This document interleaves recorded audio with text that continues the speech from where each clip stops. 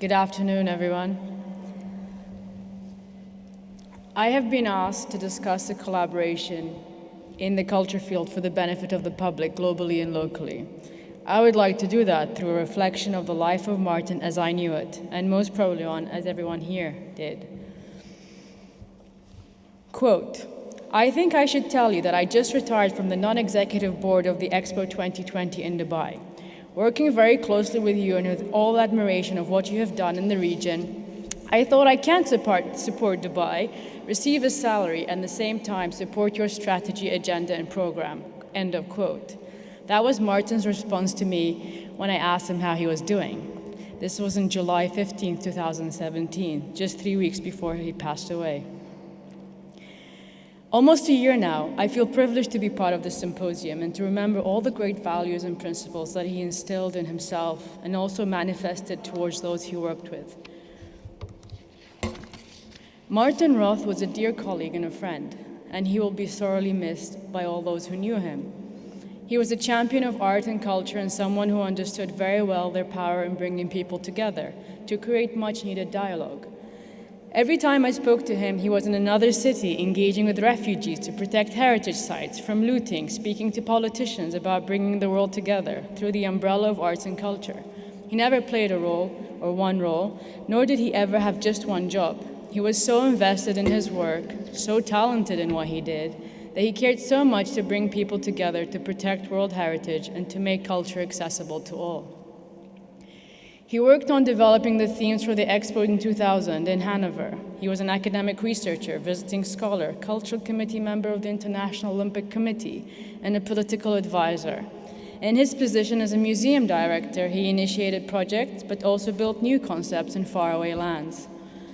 The theme of our session today, in terms of collaboration in the culture field for the benefit of the public, globally and locally, describes perfectly what Martin embodied. Culture and design can build bridges between societies. They provide opportunities for dialogue when common differences are vast. Culture is always the last bridge standing when everything else collapses. As the director of the Dresden State Art Collection just after the reunification of Germany, Martin was overseeing the development of the 12 museums. I recall him describing the story of dealing with the flood of Elbe, and after leading the rescue operation of the Dresden artwork, he oversaw the construction of the safe storage facility within the renovated Albertinum Gallery. It wasn't enough to save the works. It was important to protect them for the future. Martin was always thinking ahead. He was also proud of the reopening of the Greenwald Gallery, but equally he was proud to restore the Turkish Chamber. It was important for him to highlight the Ottoman influence on Germany and the connection of the large Turkish community in Germany today. For him, it was not only important to celebrate history as a whole, but also to connect it to present time. This was when we first worked with Martin. It was during his tenure as a director of Dresden and in preparation for an exhibition on the Dream of a King, Dresden's Greenwald. This included 3,000 masterpieces of objects from jewelry to ivory, to bronze to gemstones of August the Strong. The Elector of Saxony established Dresden as a major culture center, attracting artists from Europe to his court.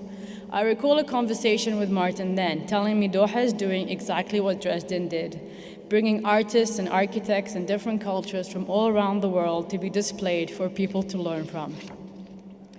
Art from what was originally a private collection belonging to King August the Strong was exhibited side by side with our own collection of Islamic art.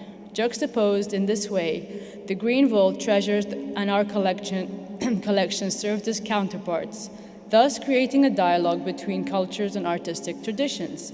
This visual discourse was much appreciated by the very many visitors to the exhibition. It is but one example that highlights Martin's approach to employing art as a means of creating connections and building bridges between cultures. In April of 2012, 6 months after Colonel Gaddafi was killed by the rebel forces of Sirte, and as fighting between rival militias continued, an exhibition of British street art opened at the Dar al-Faqih Art Gallery in Tripoli and then in Benghazi. The works of Banksy and D. Starface were shown alongside photographs of graffiti by Libyan artists. Martin told me, "I thought it was so important to be there immediately, not to wait. I wanted to say to the Libyans, we're here, you can count on us."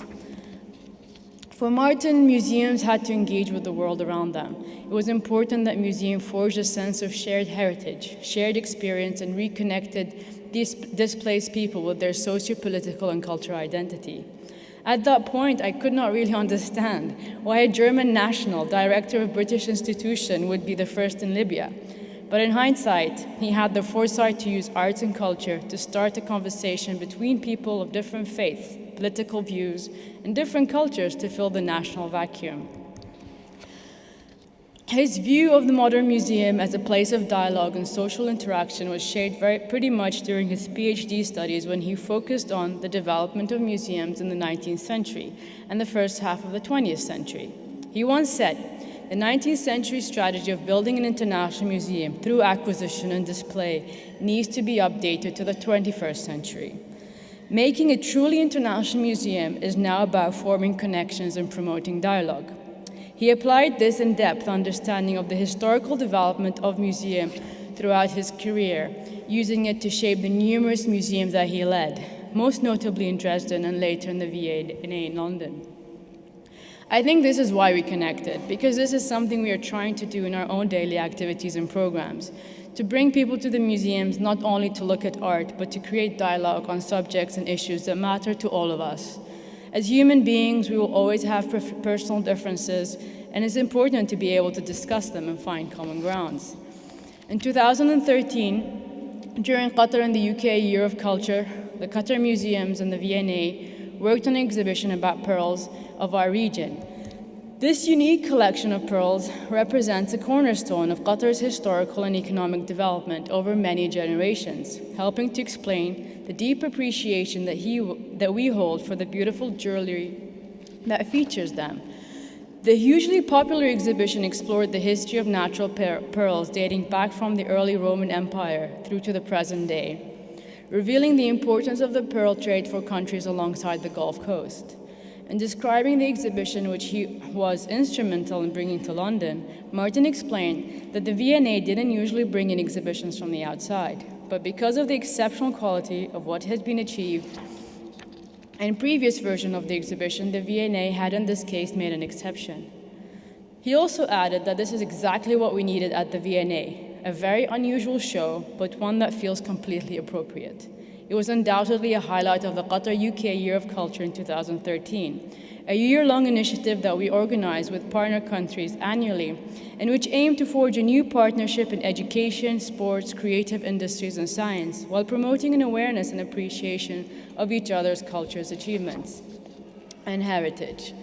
It seemed that Martin didn't really follow rules, but reacted to instinct, always connecting the outside world to the museums. As a result, the exhibition attracted more than 100,000 visitors. Martin firmly believed that art and culture help a society to mature and develop, not just in Qatar, but also elsewhere around the world, including London and other major cities, where visiting an exhibition and engaging with culture programs encourages people from all backgrounds to think differently about parts of the world that may only have encountered through what they read in newspaper headlines. Martin's most lasting legacy may well be in his belief that art is universal, both as a language but also in terms of culture artifacts that belong to everyone.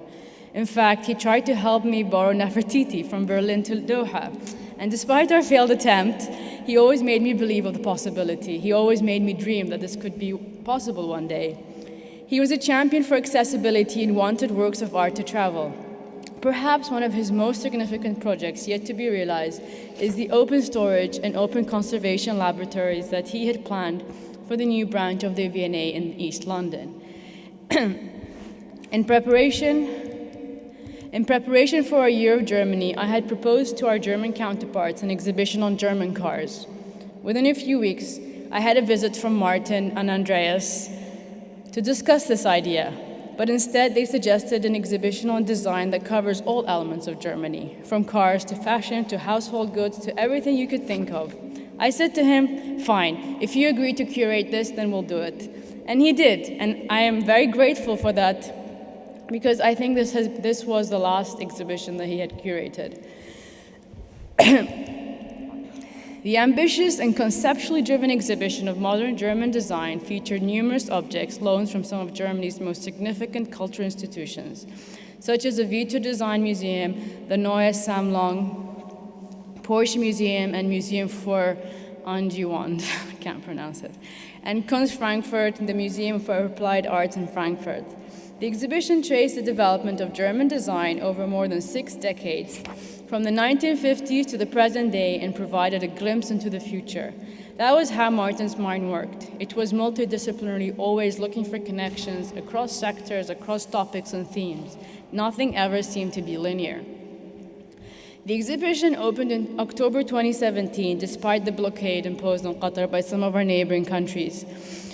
Martin's enormous enthusiasm for the exhibition, along with his colleagues in the German Foreign Office and related government institutions, many who I see here today, was undimmed by such external circumstances, and we worked together resolutely to ensure that the exhibition was a standout success. Driven by German Design opened the same time in October as another major German exhibition called German Encounters, Contemporary Masterworks from the Deutsche Bank Collection, proving that culture truly can rise above politics and serve public good on an unparalleled scale. To conclude to the success of the Year of Culture program and in support of international morals and principles, the German government gifted Qatar 2 pieces of the Berlin Wall. This is a double celebration for me to be here in Berlin today, to remember a man who gave so much of his knowledge to the rest of the world and his nation that has stood by my country on the basis of morals and global connectivity. I will always remember Martin as a man of principle whose actions were guided by a clear sense of moral integrity and strongly held values. When he encountered situations that ran counter to his beliefs, he addressed them publicly and acted on it. True to his beliefs, related to cross-cultural cooperation and averse to any parochial and nationalistic agendas, he resigned from the V&A following the vote of Brexit. To him, the UK exit was a political, personal defeat. It went against everything that he believed in. Similarly, principled was his resignation as a non-executive director of the Expo 2020 Dubai following the UAE's unethical reaction and illegal blockade to Qatar's foreign independence. How can a city celebrate a world fair when they are suppressing their own neighbors from daily exchange? When I think of my region with 2 major events back-to-back, from the Expo in 2020 and the World Cup in 2022, the potential for growth, culture development, and human connections could have been infinite. History will ask us, and we will ask ourselves, who were the individuals behind this stagnation? And in the end, who were the benefactors? I, like Martin, cannot ignore the socio-political impacts of decisions of a few on the culture of the majority. Martin dedicated so much of his life and inexhaustible energy to bringing people together through culture exchange. He believed that barriers and misunderstandings can be broken down and overcome by building closer ties and developing appreciation for our similarities, as well as our differences through culture expression. Martin was very disturbed by the recent rise of nationalism and racial tensions throughout Europe, the political blockade on Qatar, and ignorance that imposes barriers of communication. He saw the culture ties as a way of bringing people together and fighting hatred. He used his last post at the Institute of Foreign Relations to allow for art and culture to mediate human tensions. He was an imaginative culture diplomat who passionately believed that museums don't only have an educational role, but builds bridges across political divides. As a Qatari citizen, I share this vision for dialogue, and there's no better means than culture. The idea that museums can go beyond their 4 walls to engage, exchange, and promote peace and stability for the public good, both locally and globally, is a real one. I sincerely hope his efforts and legacy will continue to live on in each one of us, and I'm proud of everything that he achieved and proud of Germany, and good luck with your game tonight. Thank you very much.